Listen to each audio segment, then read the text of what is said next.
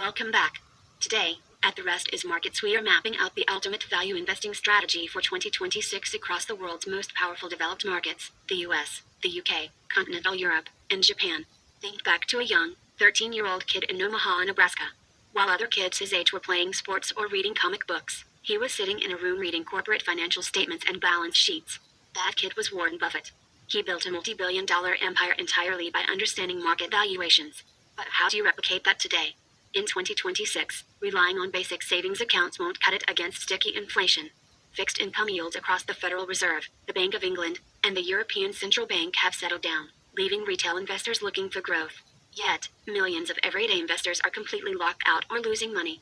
In the United States, roughly 50 to 60% of the population has exposure to equities, but in Europe and Japan, retail participation historically sits much lower. Why?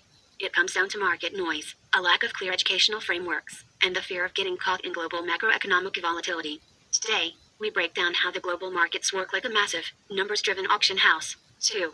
The noise trap. Ditch the tips, watch the trend. The biggest mistake retail investors make in the US, the UK, and Japan? They buy based on tips. They scroll through social media platforms, tune into sensationalist financial television, or try to glean insider knowledge from online forums.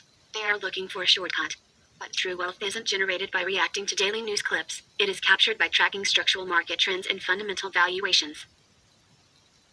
If you trade on hype, you fall victim to what psychologists call a Chinese whisper or a game of telephone. One institutional strategist writes a complex note saying they are rebalancing their allocation in a market. A journalist misinterprets it as selling off assets, and by the time it reaches your feed, the crowd is shouting, "Sell everything, a crash is coming." This herd mentality fuels dangerous speculative bubbles. We've seen it time and again, whether it was the tech bubble era or the localized algorithmic short squeezes of the early 2020s. Institutional players drive a stock artificially high, create massive FOMO, and then exit at the peak, leaving late retail buyers holding the bag. Remember, tips belong in restaurants, not in your 2026 portfolio. 3.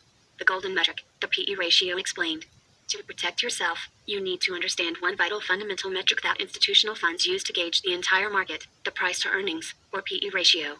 Before looking at individual stocks like Apple, Microsoft, ASML, or Toyota, you must look at the benchmark indices representing these developed markets. In the US, you look at the S&P 500. In the UK, the FTSE 100. In Europe, the Euro Stoxx 50. And in Japan, the Nikkei 225. What is an index PE ratio? It represents how much money you have to pay up front to buy $1, £1, or £1 of a company's earnings. Let's look at the simple math.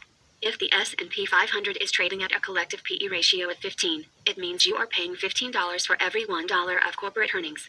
That scales out to a solid 6.6% earnings yield. But if market euphoria drives that PE ratio up to 30, you are suddenly paying $30 for that exact same $1 of earnings. Your yield drops to just over 3.3%. Why would you pay twice as much for the same performance? When the PE of a major developed index spikes far above its historical average, it is your cue to reduce capital deployment or sit on cash. When the PE drops significantly below historical norms, the market is on sale. That is when you aggressively allocate capital. 4. Historical data. When overvaluation cost investors billions. Let's look at historical data, because the numbers don't lie. Sir John Templeton, the legendary global investor, famously said that the four most dangerous words in investing are, "This time it's different." Investors always try to rationalize sky-high valuations by pointing to new technology or policy shifts, but market gravity always wins. Take the dot-com crash of 2000. The S&P 500's cyclically adjusted PE ratio soared to an unprecedented high near 44. Retail investors kept buying, thinking the internet economy changed fundamental arithmetic. The result? The market collapsed, and the S&P 500 shed roughly half its value over the next 2 years. The same pattern played out globally in late 2007, right before the global financial crisis. Market valuations across Wall Street, London, and European bourses were heavily extended. Those who ignored the warning signs saw their equity portfolios slashed by over 50% within a year. Conversely, look at the immense wealth generated by those who bought during the troughs.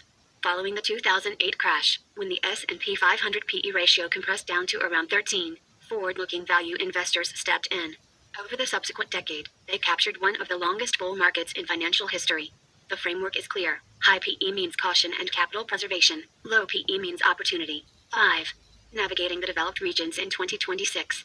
As we navigate 2026, applying this value investing strategy requires understanding the distinct structural differences between these four developed blocks. First, the United States.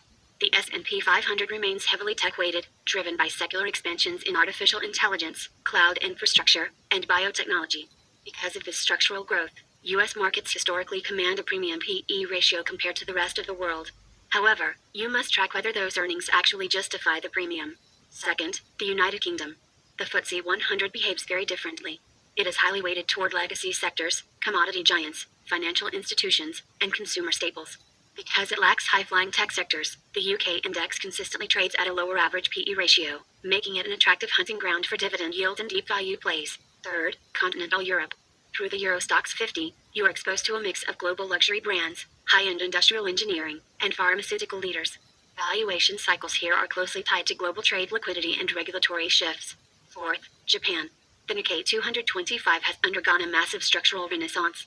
With corporate governance reforms accelerating through 2026, Japanese corporations have significantly increased stock buybacks and dividend payouts, drawing massive global institutional capital back to Tokyo. 6. Conclusion: building your value framework. So, what is your ultimate takeaway for 2026? Stop chasing short-term media alerts.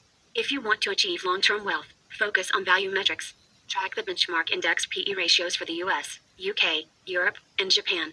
Let mathematical reality guide your capital, buying when assets are fundamentally cheap and protecting your cash when speculation pushes prices too high. Let's navigate these markets safely and intelligently together. Head over to Treadworn Journeys, our sister channel, and hit that join button to become a channel member today.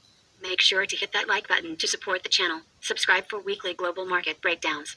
Stay smart, track the metrics, and I'll see you in the next video. Call to action. Don't forget to vote in our community post poll. Which developed market do you think offers the best value right now in 2026? Comment below with your choice. Legal disclaimer. Finally, please remember that this video is for informational and educational purposes only and does not constitute financial advice. Investing involves risk, including the potential loss of principal. Always conduct your own due diligence and consult with a qualified financial advisor before making any investment decisions.